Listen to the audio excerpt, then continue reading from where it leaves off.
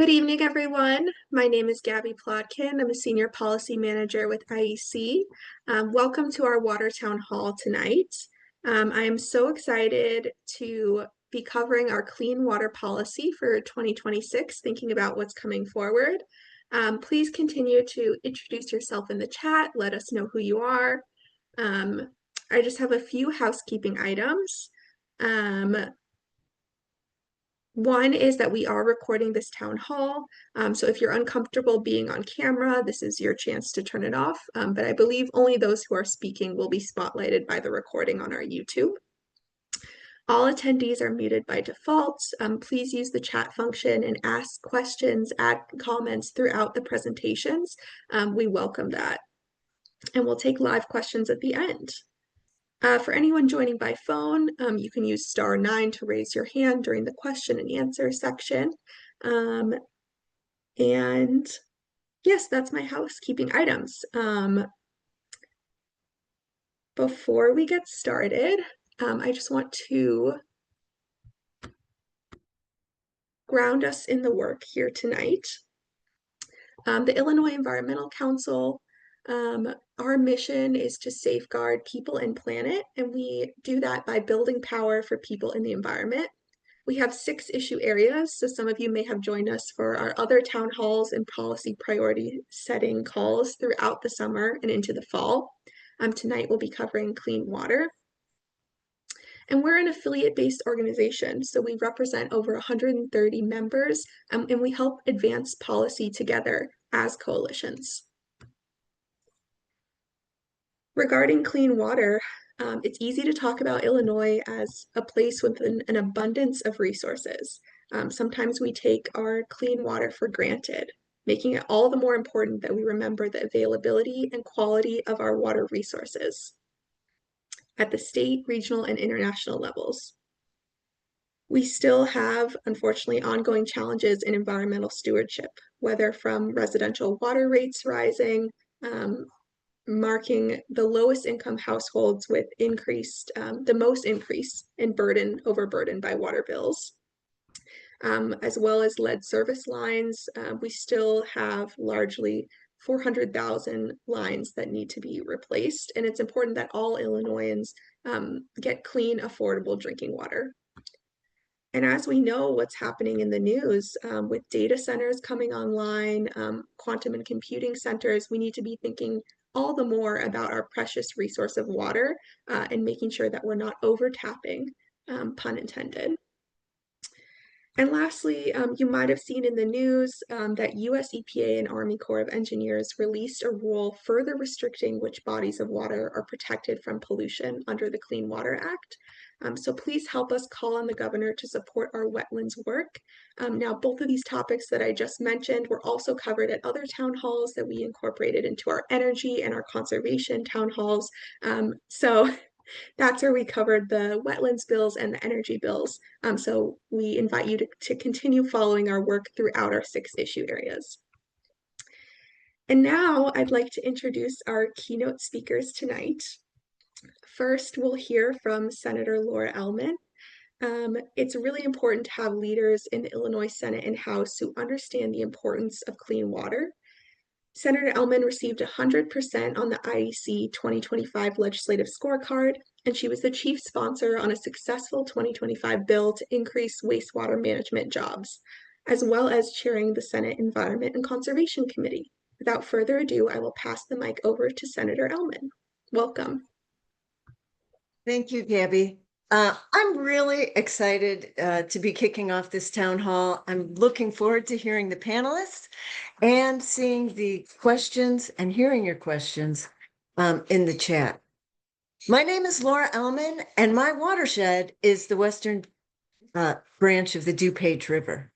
It connects with the eastern branch to form the DuPage River, which then drains into the Des Plaines, which connects to the Kankakee, flowing into the Illinois, which makes its way, the Des Plaines River, Kankakee makes its way to the Illinois River, and eventually to the Mississippi and into the Gulf of Mexico. So as I see everybody introducing themselves in the chat, I look forward to a day when we introduce ourselves as what our watershed is. Anyway, in the few years that I have served as a state senator since 2019, I've jumped into water with both feet. There are a lot of water puns.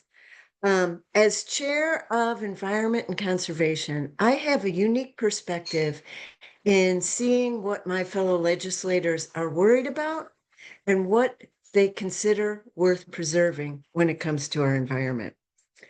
The history of our state is really the history of water, from the glaciers that form our soil and our topography to enterprising Chicagoans that turned the direction of the Chicago River in reverse. We are all about water, and water's in our veins. I'm really, yesterday's news about the US EPA's failure to protect the waters of the United States was tragic, but really not surprising. And I'm proud to be carrying the wetlands bill that really has anticipated this possibility. So I look forward to talking more about it over the course of this coming session and answering any questions and getting your support. It's really important. I became inspired by water by first being introduced to the state water plan. If you haven't looked through it, it's comprehensive, it's inspiring, and it will be updated every 10 years. I encourage you to read through it and to contact the authors for any kind of improvements that you could see. In addition to serving as the chair of environment and conservation, I also serve, I'm also a member of the Great Lakes Legislative Caucus, where I have chaired the task force on climate resiliency and currently serve or participate on the water use committee, looking at data centers, as well as the task force on emerging contaminants like microplastics and PFAS. That has afforded me, I've learned so much by participating in this and in the programs and panels that IEC has provided. Myself, at the risk of sounding like an old hippie, when it comes to water, it's all connected, man. And it's so integral to everything that our state does, our economy, our crops, our wildlife, our climate, our flood control, our economy, and our future. So this is a resource that is certainly worth protecting. So I'm thrilled. Thank you. Thank you, Senator. We appreciate your championing of water and wetlands, emerging contaminants, the Great Lakes as an international scale and level. All of it is so critical to our work. I would now like to welcome another water champion from the Illinois House of Representatives, Representative Kim DeBouclet. Representative DeBouclet brings extensive water experience and advocacy to her work from her previous role as a commissioner at the Metropolitan Wastewater Reclamation District.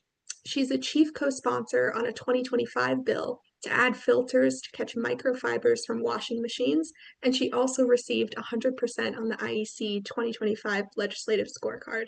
Please welcome Representative DeBouclet. Hi, good afternoon, everyone. My name is Kim DuBouclet, and I'm the state representative for the 5th District, which many of you know includes communities such as the South Loop, Bronzeville, Woodlawn, part of downtown Chicago. And like all of us here today, I care deeply about ensuring that we have strong, forward-thinking policies that protect our environment and preserve its wonders for generations to come. This is especially important in the communities I represent, which are located close to Chicago's iconic lakefront. Again, Lake Michigan is the largest of the Great Lakes by surface area and one of the most enduring sources of fresh water in our region. You may already know that the Great Lakes supplies 70% of the United States freshwater supply. Millions of people depend on it every day for drinking, recreation, transportation, and their livelihoods. So protecting it and all the waterways throughout Illinois is one of our greatest responsibilities as public servants, as environmental stewards. My passion for water and our water systems and aquatic systems runs deep. I grew up on the South Side, and the lake was a place of joy and adventure and community.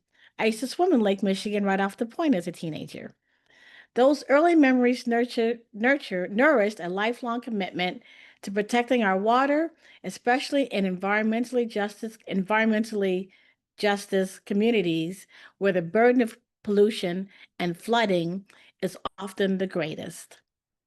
During my time as the vice president of the Metropolitan Water Reclamation District, I worked to strengthen the resilience by investing in stormwater infrastructure and educating residents in how they can protect their homes from flooding. One of the simple but powerful tools we promoted was planting native vegetation, deep-rooted plants that naturally reduce flooding and improve soil health. That's just one example of how confronting climate change will require action at every level, at our individual level, neighborhoods, governments, and businesses all working together with a shared sense of sustainability and responsibility. Our waterways are central to our identity, our health, and our way of life. And that is why it is so troubling to see the federal government that is increasingly hostile to environmental regulation, rolling back key provisions like the Clean Water Act, weakening protections for wetlands, and opening the door for pollutants to threaten biodiversity and even enter our drinking water. These decisions place enormous pressure on states like ours to hold the line and to continue advancing policies that put public health, environmental justice, and long term resilience first. As I continue to fight to protect our waterways, even in the face of disapproving federal administration, I remain steadfast because I know what's at stake. Water is life. Water is essential to life, and it is our responsibility to keep it clean, accessible, and safe for our residents, for our recreation, and for our ecosystems. Every species depends on it. So while 2026 brought many new challenges, I also believe deeply that it will bring new solutions. When I look around at all of you on this Zoom call this evening and the passion and expertise and the commitment that's gathered here, I am confident that no challenge is too great. Together, we can advance the principles of sustainability, equity, and environmental justice across our diverse state. And I know that future generations will thank us for the work that we do today to protect the world that they will inherit. So thank you to the Illinois Environmental Council for your leadership and partnership in this work. And I look forward to speaking with any of you about any of these issues. Thank you, Representative Dubuclet. I really appreciate how you brought in the stormwater and flooding side as well, which is so critical to our water work. Water touches so many arenas, and we need to keep that in mind as we're advancing equitable policies. And as a reminder, please feel free to continue putting your questions in the chat. I'd now like to welcome our panelists up to the stage, as you will. Tonight we have Patrick McRoy, the Vice President of Environmental Health and Water Programs at Elevate, who you'll hear from shortly, Aaron Kanzig, the Drinking Water Program Director at River Network, and Malia Gertzma, Director of Clean Water and Equity at Alliance for the Great Lakes. So we'll begin with Patrick. Awesome. Well, thank you very much, Gabby, and thank you to IEC and everyone for joining us tonight. I'd like to talk a little bit about PFAS and some of the threats to our drinking water in Illinois and nationally. Next slide, real brief. Elevate is a nonprofit organization that works to create a just and equitable world which everyone has access to clean and safe water, heat, cooling, and power. Next slide. Let's talk a little bit about what PFAS are. You've probably heard about per and polyfluoroalkyl substances in the news over the last couple of years. But what they actually are is a large group or class of chemicals. They are all synthetic or man-made chemicals. And what defines the class is that they have this bond between a chain of carbon atoms and fluorine. And that is one of the strongest bonds in organic chemistry, which makes these chemicals particularly difficult to break down. So when a lot of pollutants go out into the environment, natural processes disintegrate them and break them into their component pieces. When people or animals ingest them, our bodies break them down, right, into less harmful substances. PFAS, by the nature of their design, are very, very difficult to break down, both in the environment and in biological systems, which is one of the reasons we're so concerned about them. We've also increasingly found that they are toxic in some sense, and I'll come back to that in a minute. But if we go to the next slide, PFAS have been widely used in a wide range of products, ranging from firefighting foams to non-stick coatings on everything from jackets to food packaging to even household goods like paint and glues and in furniture and ski wax. And that's concerning because as we get to in the next slide, the more we study them, the more we've found human health impacts from a variety of PFAS compounds. I won't go through all of this, but some of the strongest links we see actually have to do with the impact on the immune system. We see that PFAS exposure tends to reduce the body's ability to respond to vaccines and develop immunity. And it's also been associated with a number of cancers, including kidney and testicular cancers. Next slide. So we know that all of these potential health problems exist. We know they're widely used. What we're seeing more and more is that PFAS compounds are ending up in our drinking water. If you were part of the town hall last year, we talked about the good news at the time that the US EPA had finalized PFAS standards for a number of different PFAS in drinking water. Well, the bad news is we're now moving backwards on that. The new administration this past May announced that they were actually going to rescind the regulations for some of the specific PFAS and delay the implementation on others. The good news in the PFAS front on the next slide is that states are continuing to take action, including Illinois. So this last session, Illinois enacted HB 2516, which limited the use of PFAS in a number of key consumer products, including children's products and cosmetics. And this is really important because addressing PFAS at the source is ultimately how we're going to get ourselves out of this problem. Yes, we need to make sure our drinking water is safe and filter it, but unless we stop introducing PFAS into the environment, we're going to continue to have problems.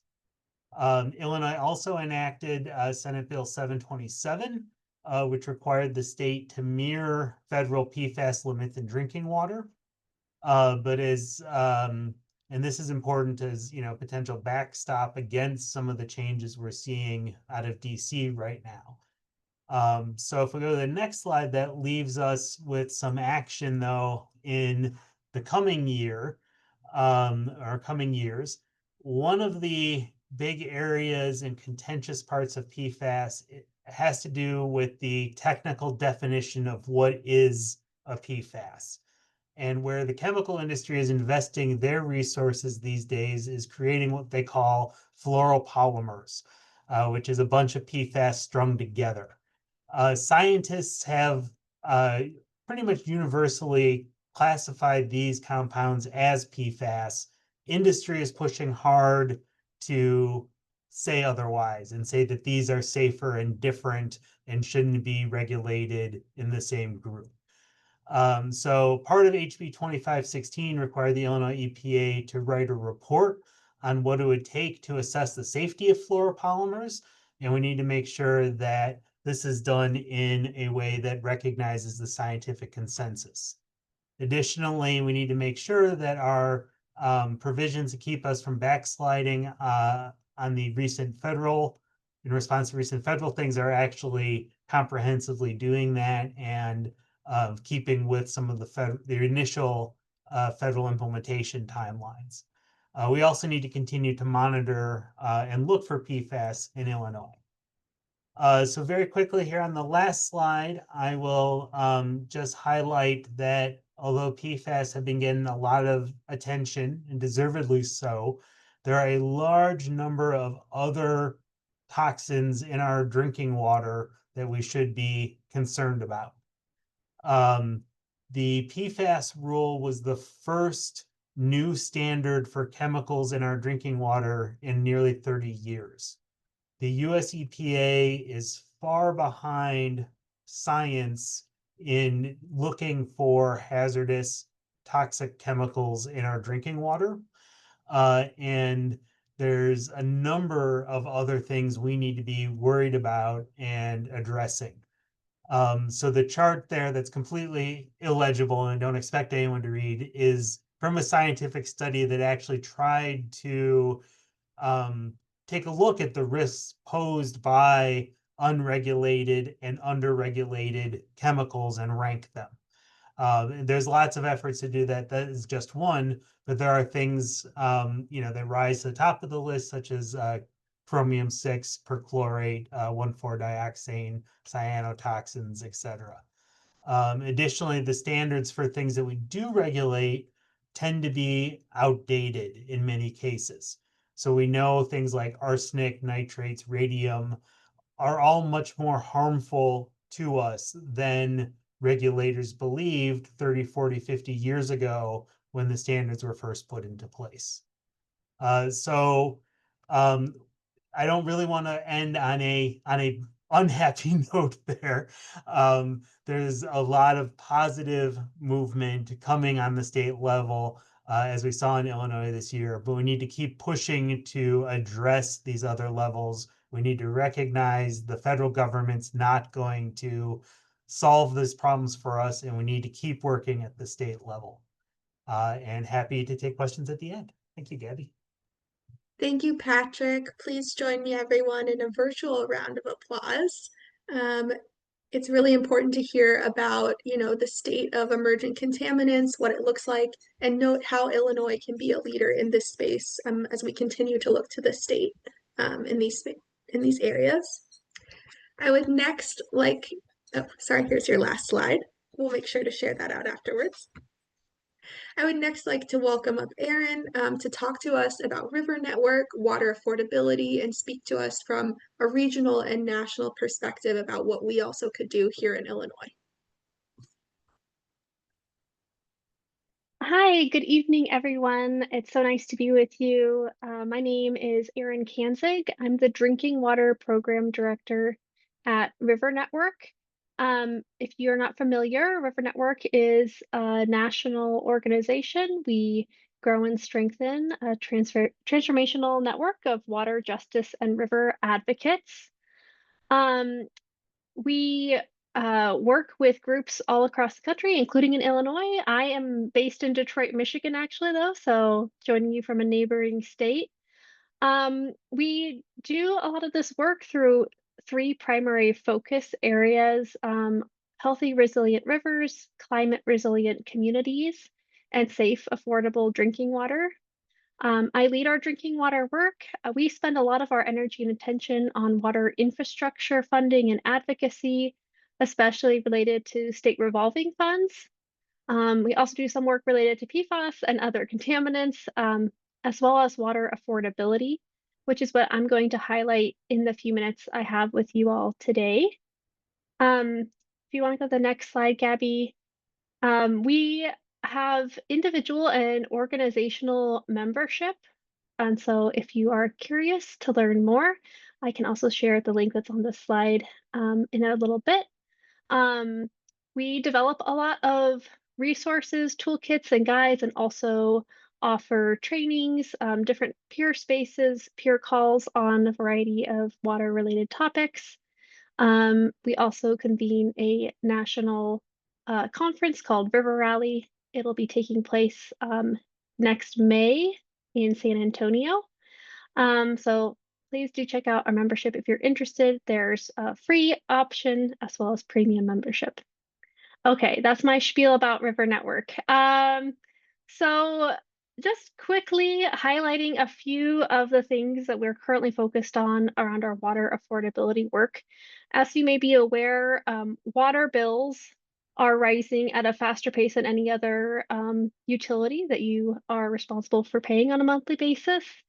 A lot of this is a result of decades of declining investment in our water infrastructure upgrades from the federal government. And so localities are then having to turn to ratepayers to be able to make those important upgrades to keep our drinking water safe.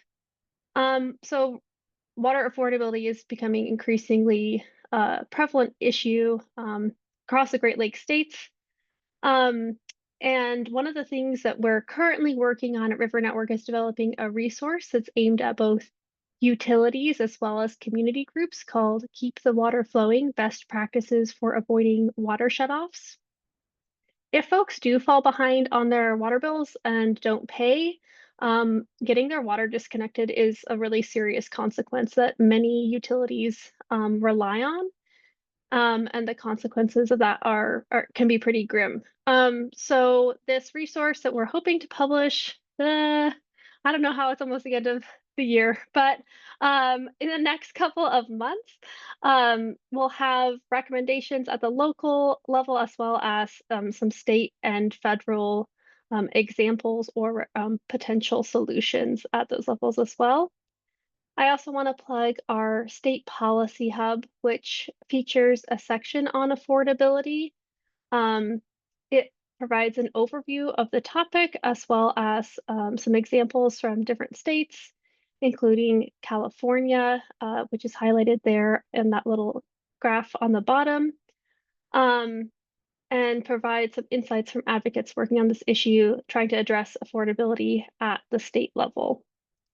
River Network's also involved in federal level advocacy to establish a permanent low-income water assistance program through a variety of coalition spaces. I'm happy to talk or answer questions about that after if you have questions. And then the next few minutes I have, I'm going to touch on some initiatives underway in Michigan. So there is a coalition in Michigan called the Water Equals Life Coalition, or WELL. And they have been working for several years to pass a statewide water affordability legislative package. If you want to go to the next slide, Gabby.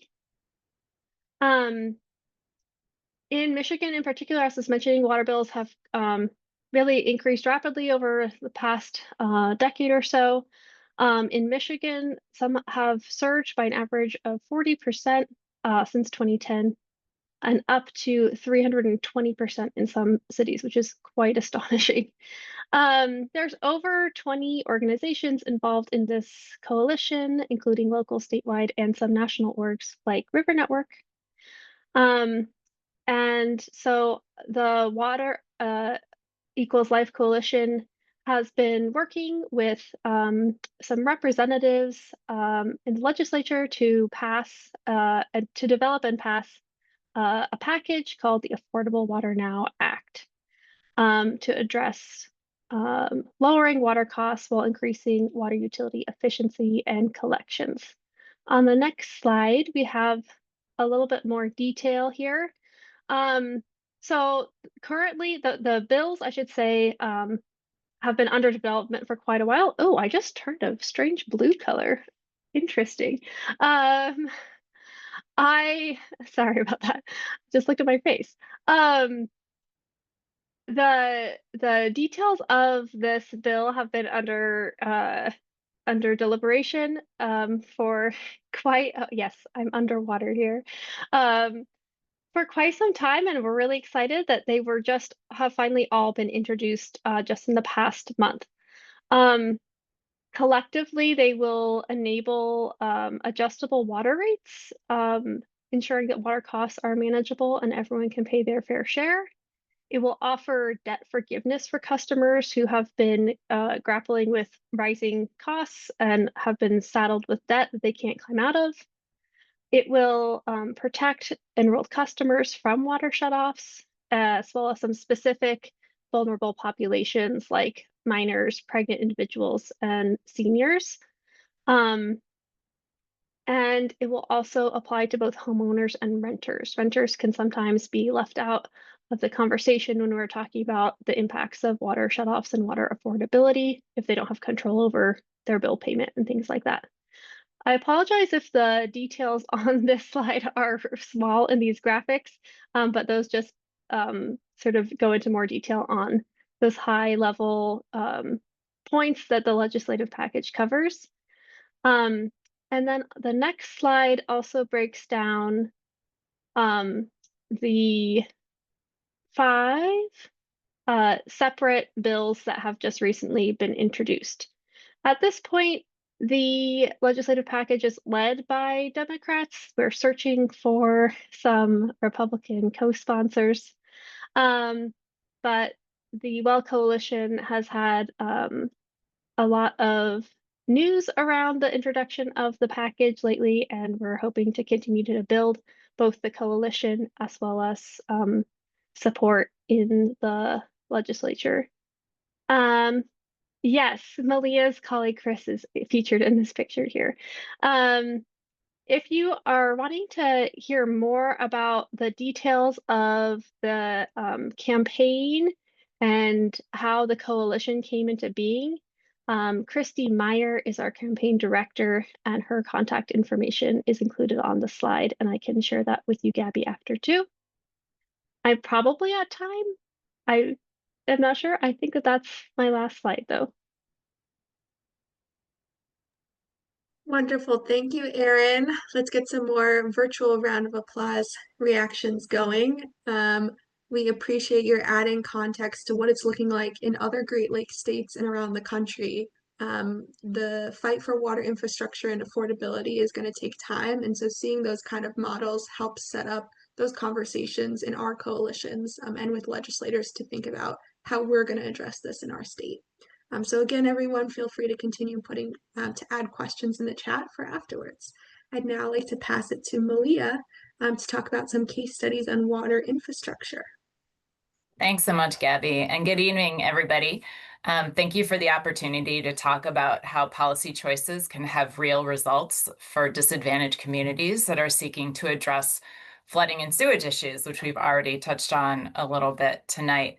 I'll also just footnote Erin's presentation to say that in many communities, sewer bills are rising faster than drinking water bills. The challenges that we are facing with ever more water from storms in our communities is stressing out systems that were already highly stressed, and the costs are rising exponentially. So it is a huge, huge issue hitting our region. And I'm going to talk a little bit about how if in fact you lived in the south suburbs of Chicago, or if you live in Metro East, down by East St. Louis and Cahokia Heights, you might actually be better off if you were in Ohio and not in Illinois, because of how that state handles its revolving fund for water infrastructure compared to how Illinois currently does. I'm going to go through probably pretty quickly a couple slides about kind of how I think about unpacking equity issues in water, some of the connections to be made about the root causes of problems and how to look at policies and their contributions sometimes to structural inequities. And I just want to note that my portion of today's presentation reflects years of learning from impacted community members, without whom I would not have made the connections that I'll be presenting on today. I'll also just give a really brief pitch for the Alliance for the Great Lakes. I did not do a great job of including that promo stuff at the beginning of my presentation. The Alliance is a regional organization with staff throughout the Great Lakes region. We work to protect the health of the Great Lakes themselves and the communities that depend on them. And my team focuses in particular on water infrastructure with an equity lens. Okay, next slide, Gabby. So one of the first things about the kind of method that I like to follow is that it starts from a very simple but unexpressed premise that money follows power, and that if we truly want to address disadvantage in a meaningful way, we need to understand how and why power is distributed as it is today.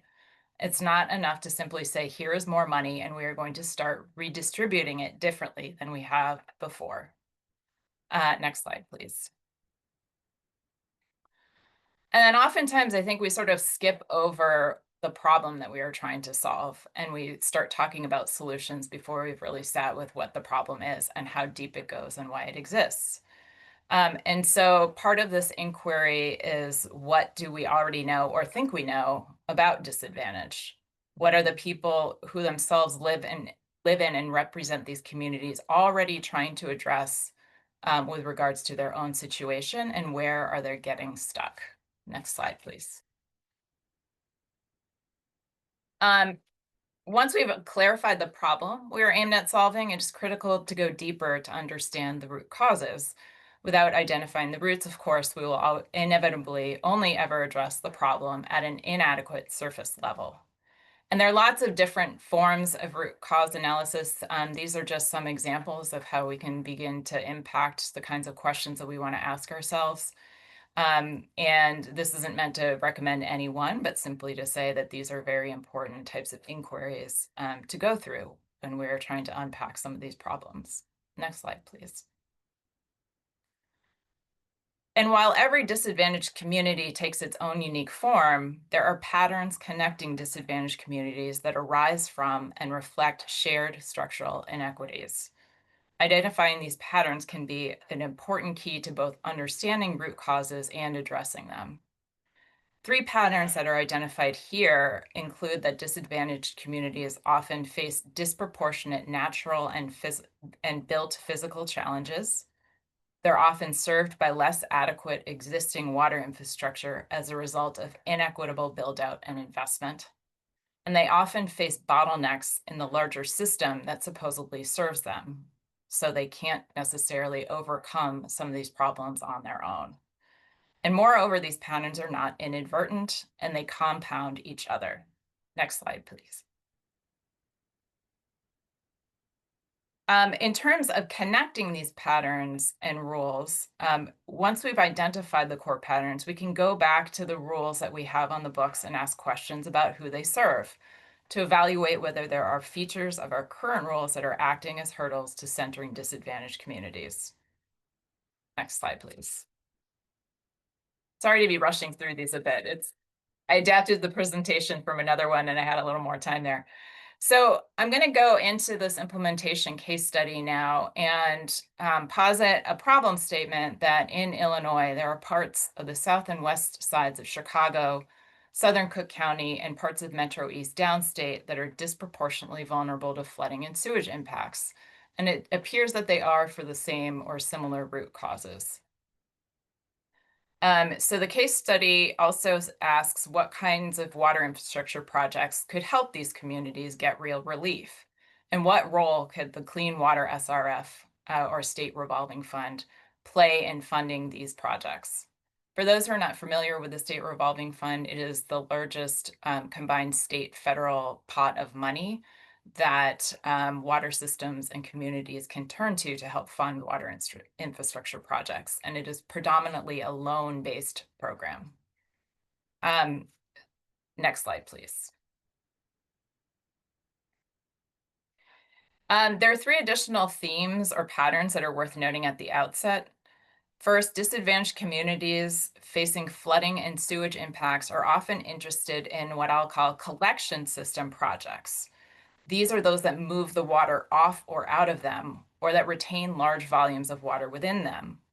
Moreover, green infrastructure by itself may face significant physical limitations in terms of its effectiveness, given community physical vulnerabilities. In addition, these disadvantages do not always or even frequently have Clean Water Act compliance issues or enforcement cases within them, in part because they do not own treatment plants and are far away from discharge points, which are often the focus of the Clean Water Act. And thirdly, these communities are often the least well-off part of larger regional or municipal systems and lack control over critical parts of this larger system. They must also compete with other better off parts of the larger system for limited resources. Next slide, please. And I guess I'm going to run out of time. I'm going to try to go through the Illinois and Ohio contrast here. One thing to note at the outset is that both of these state programs have a huge amount of flexibility in how they decide to distribute their money. So these slides, these examples that I'm going through are choices that each of these states made about how to distribute and prioritize the money that they have to give out through this program. So one of the interesting features of Illinois' program is that they only have one project list. So every single project of every community competes against each other using the same priority scoring system, regardless of what kind of project they are proposing. In addition, that scoring is heavily weighted towards Clean Water Act compliance, and that is formally gauged by enforcement actions. So you have to have a violation and you have to have somebody who's going after you to fix it in order to score the most points in the system. And then larger systems like those in Chicago or in Cook County are that oftentimes have deeply disadvantaged neighborhoods within them are effectively disqualified from receiving any principal forgiveness due to their population size and their median household income. Not only that, but no community can get over 40% principal forgiveness. In other words, the best loan terms you can get are that you have to repay, it's a 60% cap on principal forgiveness. So no matter what, you always have to carry for at least 40% of your award as a repayable loan. You cannot get 100% principal forgiveness or grant funds. And no applicant can receive more than 25% of available funds in a given cycle. Next slide, please. And so part of the result of applying these rules is that is as follows. First, very few collection system projects show up above the funding line in Illinois. Many of them fall below the available funds. Another result is that Chicago, because it doesn't have any Clean Water Act compliance issues, did not end up above the reserved funding line in the last project priority list, even though, as we all know, it just had massive disaster level flooding within it. Not only that, but as I said, even extremely poor communities have to carry 40% repayable loan no matter what. They have to have some part of that money that they are giving back. And in this instance, I gave an example of, if folks know Cairo, Illinois, down in the southern portion of the state, they are getting funded to do a $2 million sewer project. They have to carry 40% of that as a repayable loan. Next slide, please. So if you contrast that to Ohio, and again, go through these pretty quickly. Ohio does things very differently than Illinois when it comes to the Clean Water SRF.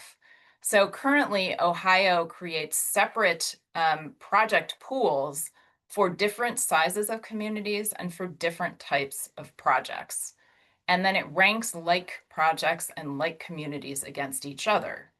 So it recognizes and allows a much larger variety of projects to get prioritized and to receive funding. In addition, there is no clear requirement that their project priority be tied to a formal enforcement or compliance act under the Clean Water Act.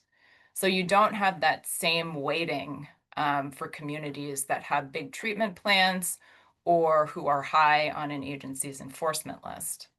Not only that, but Ohio allows a community that is a lower income community and has more disadvantage to receive up to 100% principal forgiveness capped at $4 million per award. So in other words, Cairo, Illinois, if it were in Ohio, would not have to carry any repayable loan at all. It could have received its entire nearly $2 million in the form of principal forgiveness and not had to pay back a dollar of that award. Next slide, please. So again, there are some very, very real results in Ohio that look very different from what we have here in Illinois. First is that large cities can actually propose dedicated sewer projects in disadvantaged neighborhoods and get millions of dollars in principal forgiveness to do those projects, which keeps them reserved and dedicated in the system's budget. In addition, you can get 100% principal forgiveness, as I said, up to $4 million. And so there are a number of deeply disadvantaged communities, including some smaller communities, who don't have to carry any loan burden whatsoever. Lastly, in Ohio, they have a much larger fund overall for various reasons, and they allow individual large systems to get much larger dollar awards. So in this upcoming round, Columbus is going to get a $390 million loan award, which is the largest in Ohio's history. The largest that anyone like Chicago or MWRD could get in Illinois is about $120 million on the clean water side, I believe. Next slide, please. Oops. So just in closing, I hope this gave you a sense that there are a lot of things that agencies could do tomorrow to start modifying how this money is distributed within Illinois. Ohio has made some very different choices. The awards that come out of those choices look very different. And based on what I've seen, they address inequities a lot better in many ways on the clean water side than some of the things that we are currently seeing in Illinois. So we are going to be exploring some of the ways that we might approach Illinois EPA to consider changing its formulas along the lines that Ohio has done, and hopefully to do it before they have spent down all of the federal injection of money that the state got to do these important stormwater and wastewater projects back from the bipartisan infrastructure law. So lots that we can do that's within reach. This doesn't even require the legislature to do anything. It's something that Illinois EPA could start doing itself tomorrow. Thanks so much. Thank you, Malia. Let's get some more virtual round of applause for going into detail about what it looks like in a case study versus Illinois and Ohio, and how we can take action now with the state agencies and not just the legislature. So we have several avenues that we can use when it comes to advancing policy.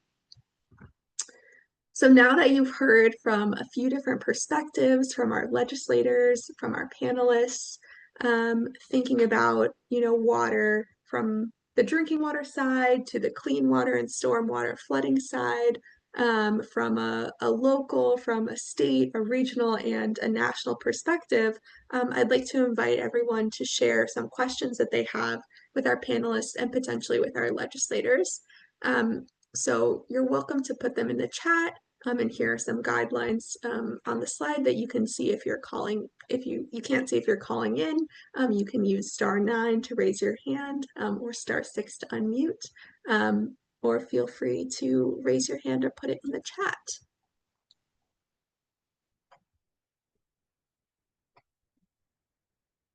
So I'm going to spotlight our panelists.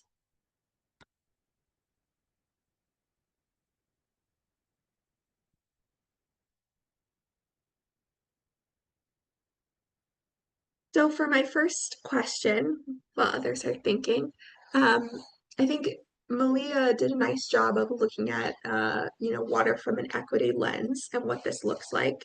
I'd also love to hear from our other two panelists about how the area of water you're speaking on or that your organization focuses on is an environmental justice issue? And where does the equity piece come in the case that if we were to advance policy, what would the impact be like? Patrick or Aaron, feel free. I can quickly chime in around water affordability. Water affordability concerns, perhaps obviously, is going to be a greater stressor for low wealth households. And we see across municipalities, both in Michigan and then also nationwide, communities of color and lower income communities are more likely to experience water shutoffs as a result of water inaffordability. And so addressing water affordability at both local, state, and federal levels will help advance addressing those injustices and inequities. Yeah, I'll keep it at that and let Patrick go next.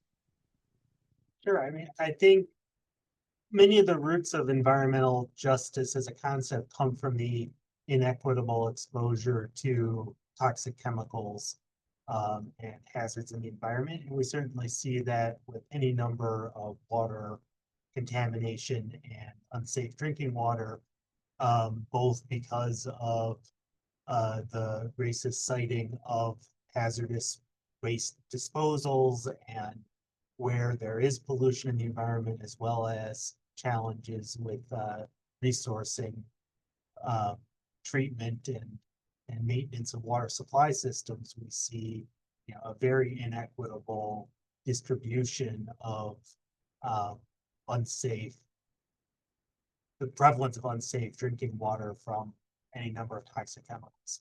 PFAS is still more of an emerging concern. We don't have all of the data that we have on other things, but there's absolutely believe it is, you know, inequitable in its distribution and an environmental justice concern as well. And, you know, turning off the tap, so to speak, of the exposure of PFAS by addressing its prevalence in products we use will ultimately be the solution to eliminating it from posing a problem in our drinking water.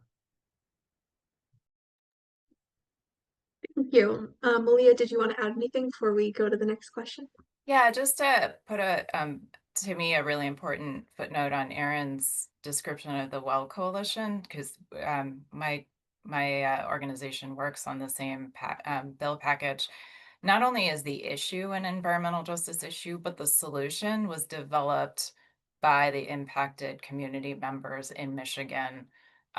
It was basically built from the ground up by them. The solution itself came out of the advocacy that they do. It was not something that was developed by somebody else or following sort of a statute, you know, that was in existence and kind of doing the best they could underneath it. They literally wrote new laws that they want to get passed to address the issues and are running the campaign from the grassroots up.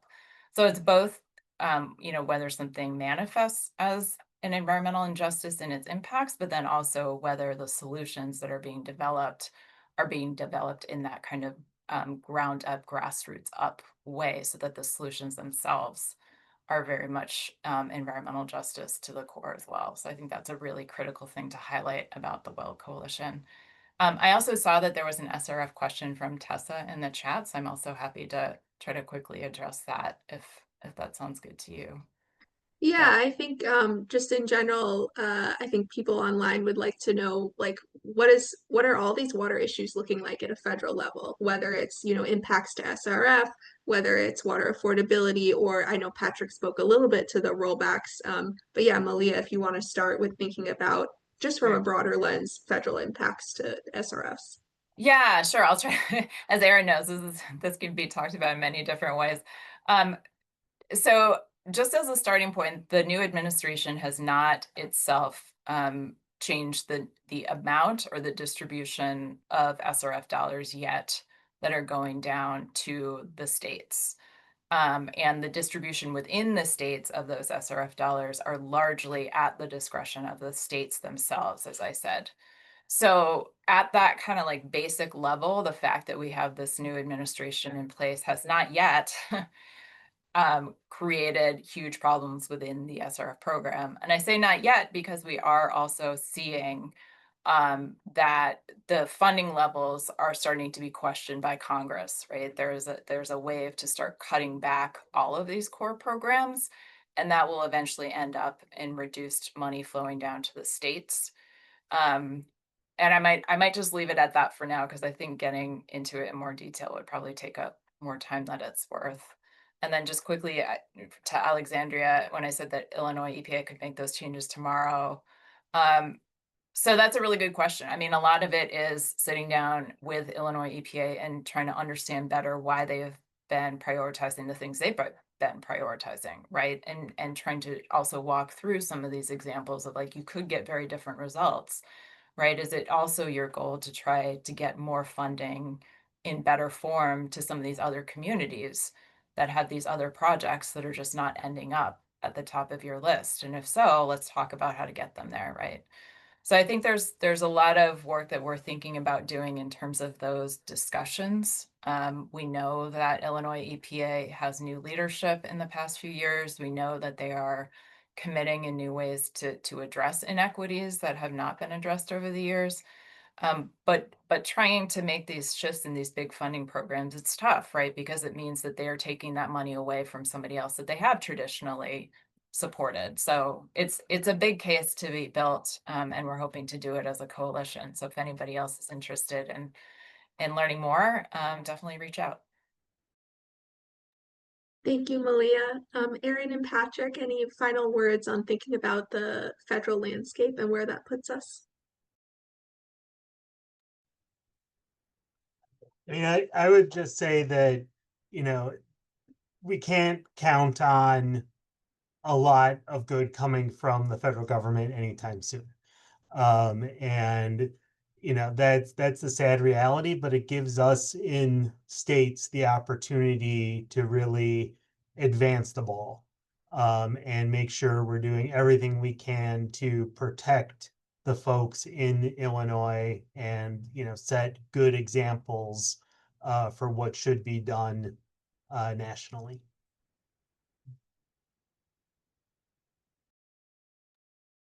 I'll just say ditto to not knowing if anything good is going to realistically happen around water affordability at the federal level in the near term.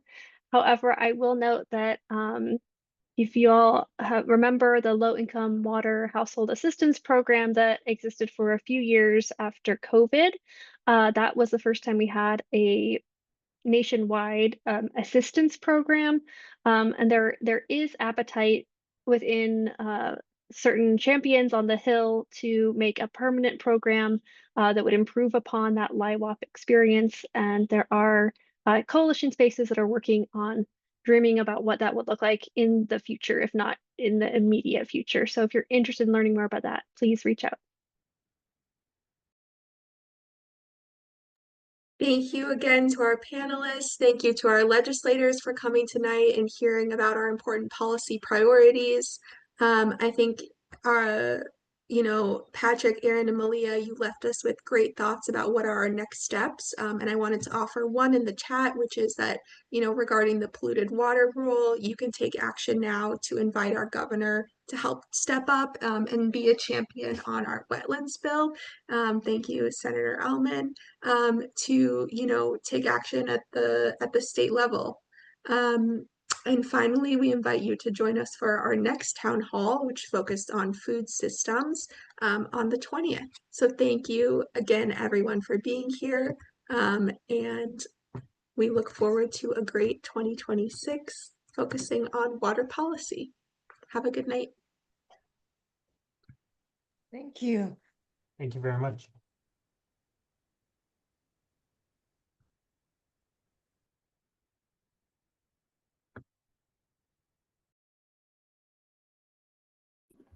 Hey, Gabby. Do you want me to end it or do you want to?